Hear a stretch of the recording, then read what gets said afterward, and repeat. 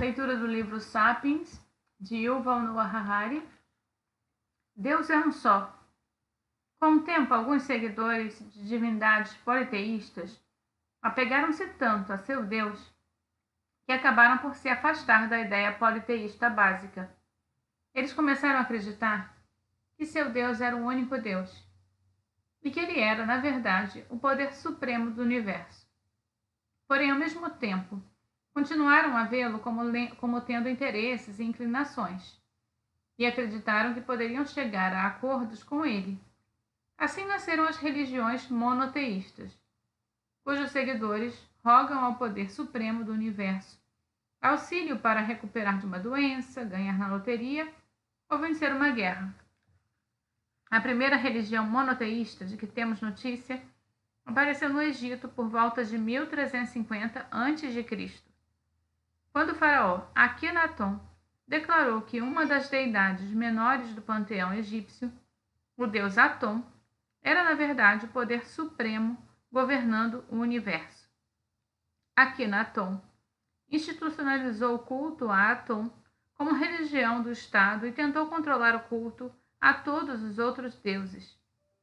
Sua revolução religiosa, no entanto, não teve êxito. Após a sua morte, o culto a Atom foi abandonado em favor do antigo panteão. Aqui e ali, o politeísmo continuou a dar origem a outras religiões monoteístas, mas elas permaneceram marginais, sobretudo porque foram incapazes de condensar sua própria mensagem universal. O judaísmo, por exemplo, afirmava que o poder supremo do universo tem interesses e inclinações, mas seu principal interesse é na minúscula nação judaica e na obscura terra de Israel. O judaísmo tinha pouco a oferecer a outras nações, e durante a maior parte da sua existência não foi uma religião missionária. Esse estágio pode ser chamado do estágio do monoteísmo local. O grande avanço veio com o cristianismo. Essa fé começou com uma seita judaica esotérica que procurava convencer os judeus de que Jesus de Nazaré era seu tão esperado Messias. No entanto, um dos primeiros líderes da seita, Paulo de Tarso, ponderou que se o poder supremo do universo tem interesses e inclinações, e se ele se deu o trabalho de encarnar e morrer na cruz para a salvação da humanidade, então isso é algo que deve ser comunicado a todos, e não só aos judeus. Portanto, era necessário difundir a boa palavra, o Evangelho, sobre Jesus para o mundo inteiro. Os argumentos de Paulo caíram em solo fértil. Em toda parte, os cristãos começaram a organizar atividades missionárias dirigidas a todos os humanos. Em uma das guinadas mais estranhas da história, essa seita judaica esotérica controlou o poderoso Império Romano. O sucesso dos cristãos serviu de modelo para outra religião monoteísta que apareceu na Península Arábica no século VII, o islamismo. Como o cristianismo, o islamismo também começou como uma pequena seita em um canto remoto do mundo, mas em uma surpresa histórica ainda mais estranha e mais rápida, conseguiu escapar dos desertos da Arábia e conquistar o império imenso que ia do Oceano Atlântico à Índia. Daí em diante, a ideia monoteísta exerceu um papel central na história mundial. Os monoteístas são, no geral, muito mais fanáticos e missionários que os politeístas. Uma religião que reconhece a legitimidade de outras crenças implica ou que seu Deus não é o Deus supremo do universo, ou que ele recebeu de Deus apenas parte da verdade universal. Como os monoteístas costumam acreditar que são detentores de toda a mensagem de um único Deus, são compelidos a descrer de todas as outras religiões.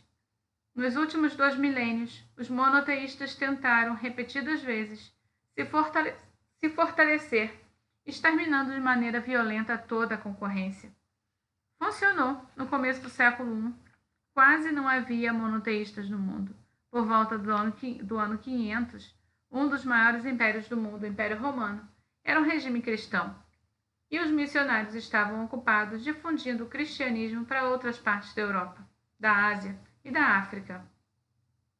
No fim do primeiro milênio da era cristã, a maioria das pessoas na Europa, no oeste da Ásia e na África do Norte eram monoteístas, e impérios do Oceano Atlântico ao Himalaia afirmavam ser ordenados pelo único grande Deus.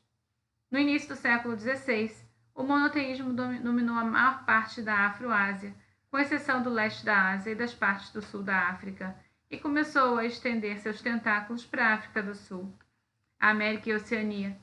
Hoje, a maioria das pessoas fora do leste da Ásia segue alguma religião monoteísta, e a ordem política global foi erguida sobre bases monoteístas. Mas assim que o animismo continuou a sobreviver no interior do politeísmo, o politeísmo também continuou a sobreviver no interior do monoteísmo. Em teoria, quando uma pessoa acredita que o poder supremo do universo tem interesses e inclinações, qual o sentido de cultuar poderes parciais? Quem ia querer conversar com um burocrata inferior quando o gabinete do presidente está à sua disposição?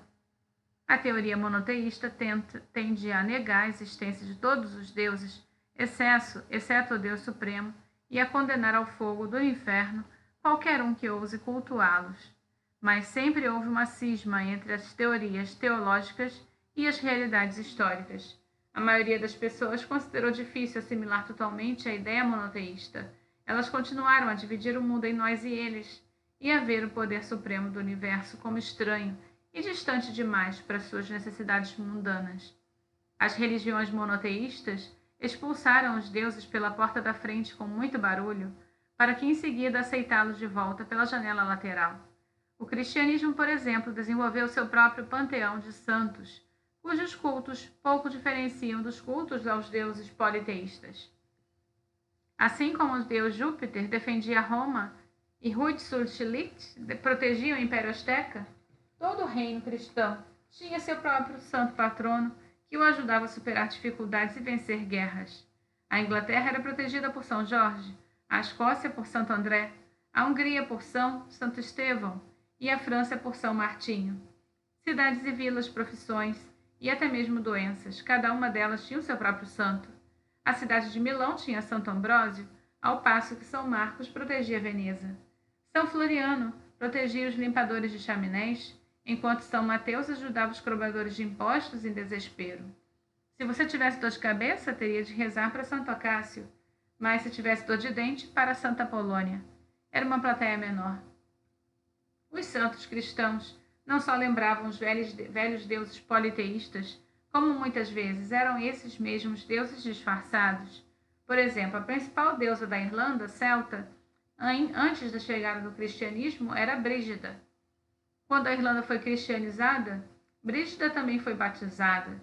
Ela se tornou Santa Brígida, que hoje é a santa mais reverenciada da Irlanda católica.